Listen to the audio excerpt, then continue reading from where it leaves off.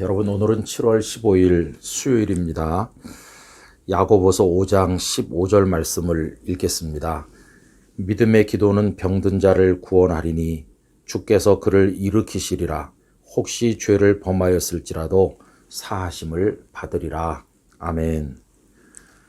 우리가 여러 가지 이유로 하나님 앞에 기도를 드리는데요.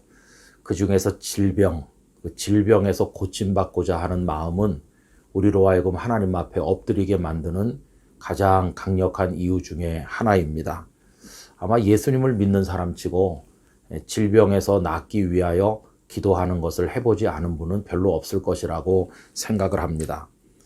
오늘 말씀은 믿음의 기도는 병든 자를 구원한다 이렇게 말씀하면서 그 질병의 원인이 죄라고 한다면 그 죄에서도 사함을 받게 될 것이라고 말씀을 하셨습니다.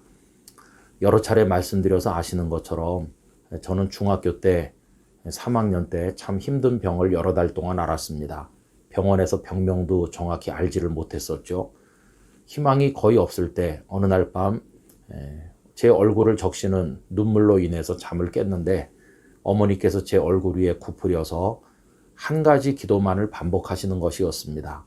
하나님, 차라리 저를 데려가시고 이 아이를 고쳐주십시오 하는 기도를 눈물로 간절하게 드리는 것을 제가 가만히 듣고 누워 있었습니다. 여러분, 저는 하나님의 은혜의 도우심으로 그리고 어머님의 기도의 덕택에 정말 기적 같은 방법으로 고침을 입었고 오늘 제 몸을 자유롭게 움직이면서 또 말씀을 또렷또렷하게 할 수 있게 되었습니다. 믿음의 기도는 병든 자를 구원하는 능력이 있음을 확인한 것입니다. 히스기야 왕도 39살밖에 되지 않은 어느 날 이사야 선지자를 통해서 내 집을 정리하라, 더 이상 살지 못할 것이다 하는 청천벽력 같은 말씀을 전해 듣게 됩니다. 그는 벽을 향해 돌아앉아서 하나님 앞에 눈물로 부르짖어 기도를 했는데 그 모습이 열왕기야 20장 2절과 3절입니다. 히스기야가 낯을 벽으로 향하고 여호와께 기도하여 이르되 여호와여 구하오니 내가 진실과 전심으로 주 앞에 행하며 주께서 보시기에 선하게 행한 것을 기억하옵소서 하고 히스기야가 심히 통곡하더라.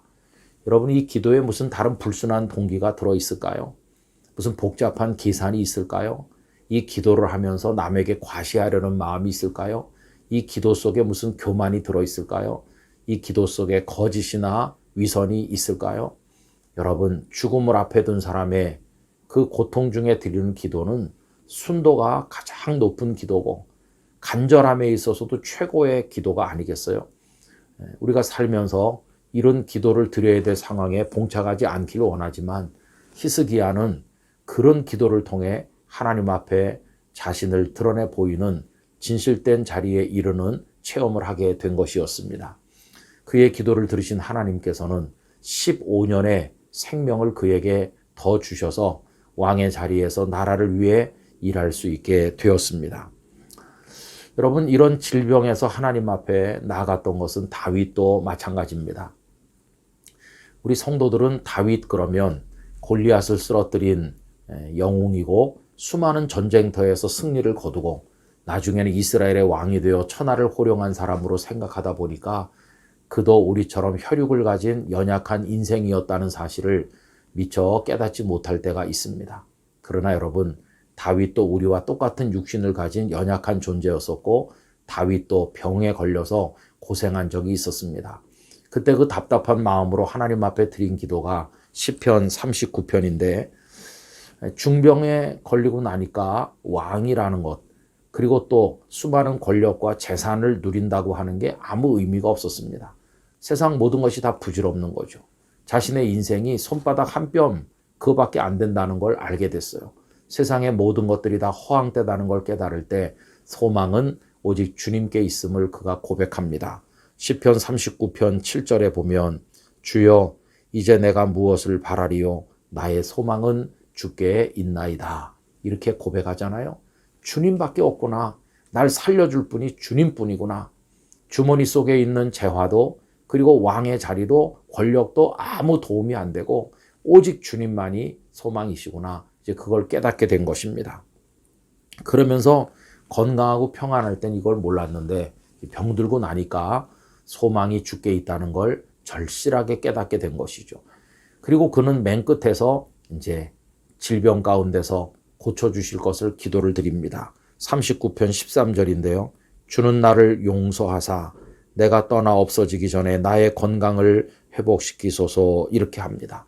그는 자신이 병든 것은 죄 때문일 것이라고 생각을 했고 그 죄를 용서해 주실 것을 기도하면서 또 질병에서 고침받기를 하나님 앞에 간구했던 것이죠. 여러분, 질병은 우리를 겸손하게 만듭니다. 그리고 진실하게 합니다. 그래서 질병은 때로는 하나님의 은혜를 가장 크게 경험하는 축복의 기회가 되기도 합니다. 여러분, 건강할 때 건강관리도 잘 하시고 하나님 앞에 믿음의 기도를 늘 드리시지만 우리 영락의 성도들 가운데 병든 분도 많으신데 여러분, 그럴 때 간절하게 하나님 앞에 믿음으로 구하시게 되기를 바랍니다. 약할 때 강함 주시는 주님을 바라봅시다. 그리고 연약하기 때문에 하나님을 더 간절히 찾게 되는 그런 경험도 하면서 하나님께서 나를 붙들고 계시구나. 그러면서 하루하루의 생명과 삶이 하나님의 은혜요 축복이라는 걸 기억하시기를 바랍니다.